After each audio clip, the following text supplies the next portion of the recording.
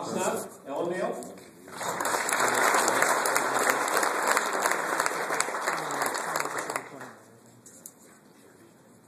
From the southwest, Mike Ness, Hazen.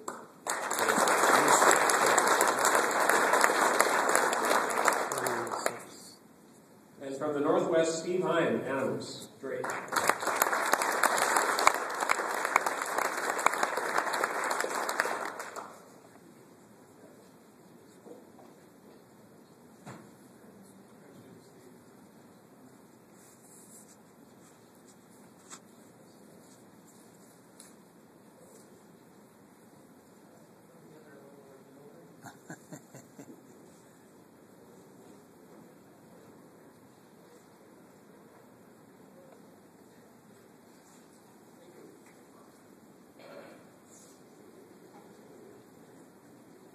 And our final award this afternoon will be to recognize this year's 2011 Superintendent of the Year.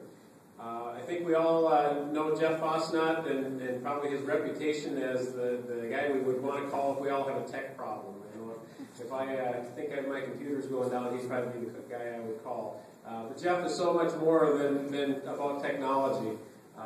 He has a great leadership style, and I think you can tell a lot about a school sometimes when you go to the website. You should go to Ellendale's website. They do things the right way, and I think his leadership comes through clearly when you go there.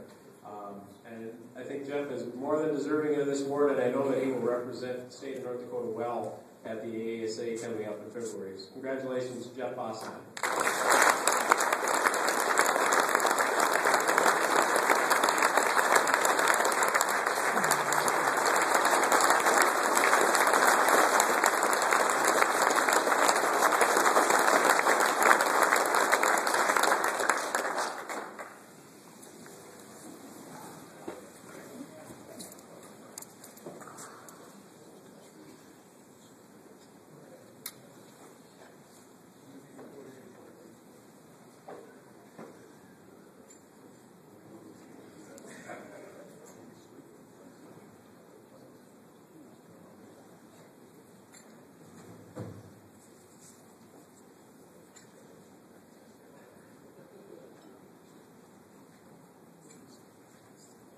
Get my technology to work.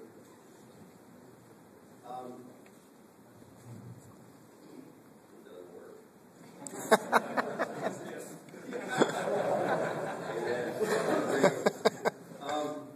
Thank you very much.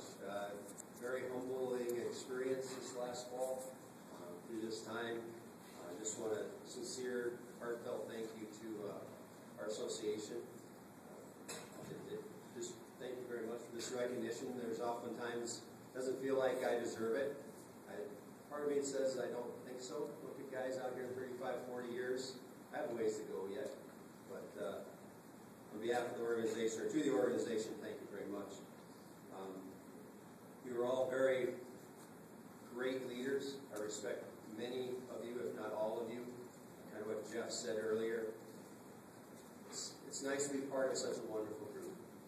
I do enjoy your counsel and your friendship, so thank you very much. Also want to thank the NDCL and Doug for your support and leadership. Thanks, Doug. Appreciate your help this fall and each and every time I call you. I want to thank Jeff Lynn, Wayne Oven for their kind words during the recognition supper earlier. It meant a lot to me. It meant a lot to my family. It was a great evening, and I appreciate you being there and lending your words. I want to thank the Southeast administrators for your nomination. We're fortunate. The Southeast has a lot of great administrators in it. And I thank you for thinking that I might be one of those. And I really appreciate the nomination. And thank you very much. Finally, I want to say thanks to the fine faculty and staff in Ellendale. I'm sure all of you probably can say the same thing. We got great people working for us in North Dakota. I have exceptionally good people, and I've told everybody every time I talk to them, they really make my job easy. It's easy to be exceptional when you have great people behind you. So for all those sitting looking at that video camera, because I told them I posted it for them, I'll be on YouTube later. Thank you. You're doing a great job back home. You're doing a good job. Since I was informed of my selection as Superintendent of the Year, I was fascinated by the qualities of the other recipients in the other states. So I kind of prowled their school websites. I went down the list after it was put out and just Googled the guy or Googled the lady quick and just went to him. And I was trying to search, well, why did they earn it in their home state? What qualities do they have? Get maybe an idea that, geez, I don't know if I can live up to what others in other states are being nominated for. And they're all very special, and they're very good, and they have exceptional good qualities, and you can see that even in their school websites, that they have really good schools. But one, for example, is Dr. Tom Trigg, who made the Final Four, by the way, from Blue Valley School District in Kansas, has over 20,000 kids in it, and since the inception of NCLB, he has never, not the district, not the school, not a grade, not a subgroup, has never made AYP. That's awesome. I mean, that's really good. I mean, he's doing something really, really well, or he's probably got really good kids and really good people too. But that's an awesome stat for a really large school. However, no matter how much I learned about these wonderful superintendents and administrators, I really felt North Dakota superintendents to be at the top of the heap year in and year out. I was kind of feeling a little myth, maybe. Geez, why did they make the top? Striving for the pinnacle all the time. Now, I'm not speaking about myself as an individual as much as just us in general. Previous year's recipients and future recipients. I think we should be on the top of the heap every single year. We should be in the Final Four every single year. Here's a few reasons why. First of all, North Dakota superintendents risk their lives almost every day. They're really dead, Steve, aren't they? Maybe it's just that badge we wear. I don't know. Now, I realize we don't deal with violence and gangs in our schools every day like some, but honestly, many of the superintendents in larger districts don't either, because they reside in some central office. They're not in school, okay?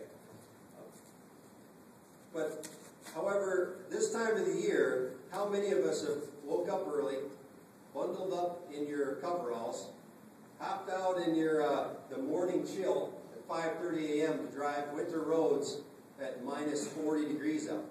That is taking your life in your own hands. We do it all the time.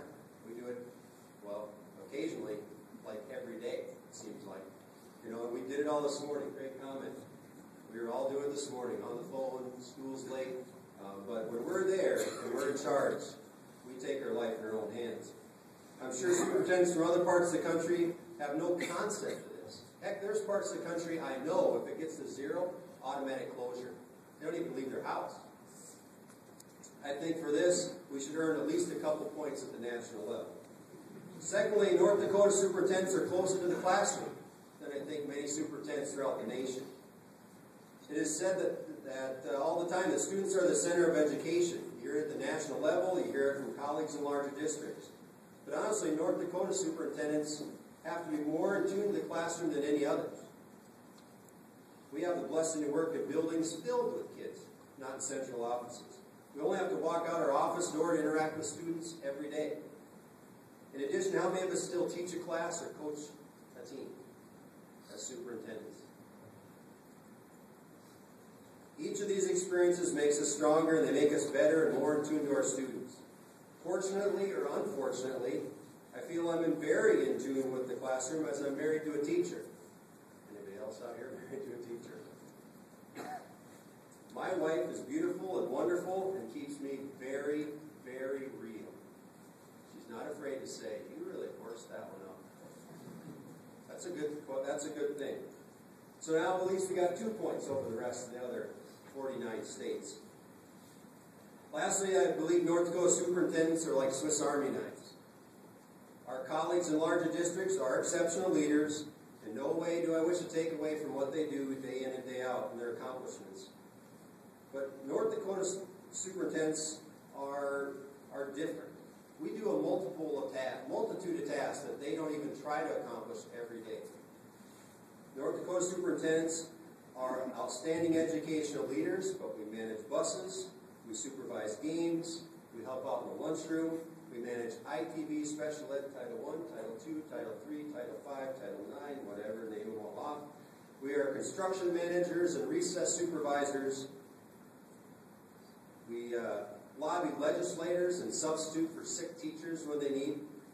And on occasion, we even walk a preschool student to daycare after speech therapy, which I did last week.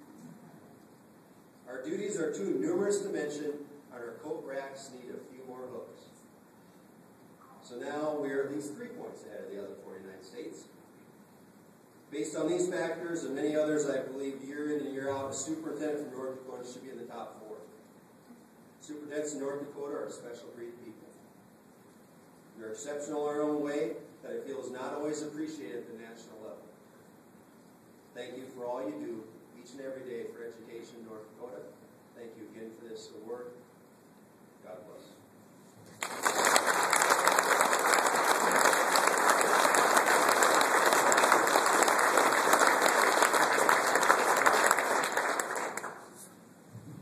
Thank you, Jeff, for that fine address. This will conclude our President's Dinner for today. We will reconvene for our next session, which is scheduled for